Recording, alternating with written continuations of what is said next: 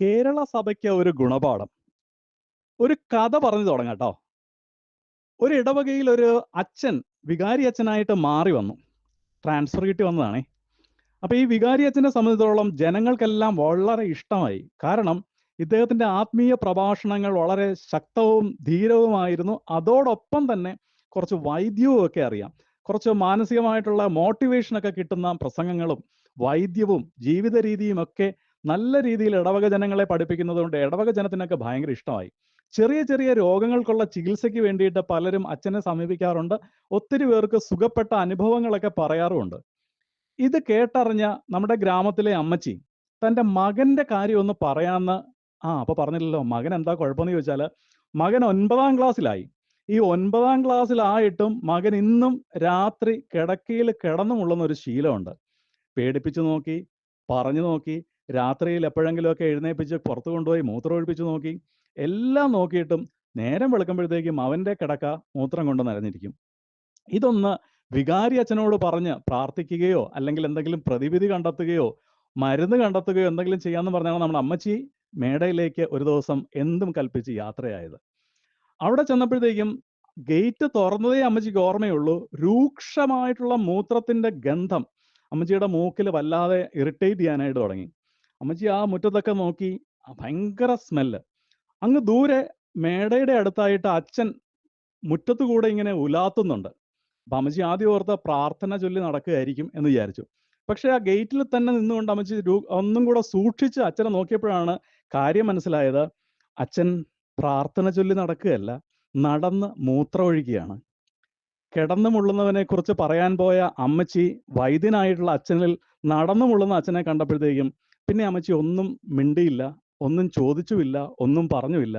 ആ ഗേറ്റ് പതുക്കെ ക്ലോസ് ചെയ്തിട്ട് അമ്മച്ചി വീട്ടിലേക്ക് പോയി. ഇനി കാര്യത്തിലേക്ക് വരാം. പള്ളിക്കുള്ളിലും മോണ്ടളത്തിലും പള്ളിയുടെ അൾത്താരയിലും പള്ളി മുറ്റത്തും എല്ലാം ഓടി നടന്ന് ഓണമാഘോഷത്തിന് ഒരുക്കങ്ങൾ നടത്തുകയാണ് ആൾക്കാർ. പള്ളിയിൽ ഓണം ആഘോഷിക്കുന്നത് ശരിയല്ല എന്ന് വിശ്വസിക്കുന്ന ഒരു സഹോദരൻ അവരോട് കാര്യം പറഞ്ഞു. എന്നാൽ അവർക്ക് അത് കേൾക്കുവാനുള്ള മൂഡുണ്ടായിരുന്നില്ല. പേരുകൊണ്ട് ക്രിസ്ത്യാനിയാണെങ്കിലും അവരെല്ലാം കർമ്മം കൊണ്ട് മാവേല്യാനികളാണ് കേട്ടോ.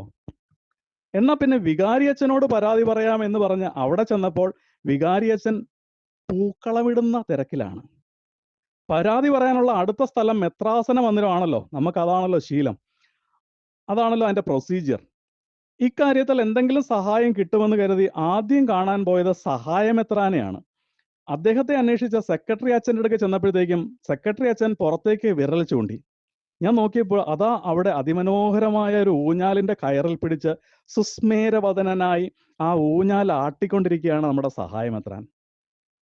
പെട്ടെന്ന് ദേഷ്യം വന്നു. എന്നാ പിന്നെ വലിയ പിതാവിനോട് പറഞ്ഞിട്ട് തന്നെ കാര്യം. പിതാവിന്റെ സെക്രട്ടറി അച്ഛനെ സഹോദരനെ സമീപിച്ചപ്പോഴത്തേക്കും കൂട്ടിക്കൊണ്ടുപോയി ആ സെക്രട്ടറി അച്ഛനും വിരൽ ചൂണ്ടി. ഞാൻ നോക്കിയപ്പോൾ അവിടെ നമ്മുടെ വലിയ പിതാവ് ഊഞ്ഞാലിൽ ആടിക്കൊണ്ടിരിക്കുകയാണ്. കൊച്ചു പിതാവ് മന്ദമായിട്ട് ഊഞ്ഞാൽ വലിയ പിതാവിനെ ഇരുത്തിക്കൊണ്ട് ആട്ടുന്നു. കാറ്റുലയ്ക്കും സരസിന്റെ ഓളത്തിൽ കാണുമാമ്പൽ മൊട്ടെന്ന പോലെ എത്തി നോക്കുന്നു വാതായനം വഴിക്ക് 8-10 കൊച്ചച്ഛന്മാർ. എങ്ങനെയുണ്ട് കവിത? ഇനി അവസാനത്തെ ആശ്രയം വലിയ പിതാവാണല്ലോ എന്ന് വിചാരിച്ച് അദ്ദേഹത്തെ കാണാൻ ചെന്നപ്പോൾ സ്ഥലത്തില്ല.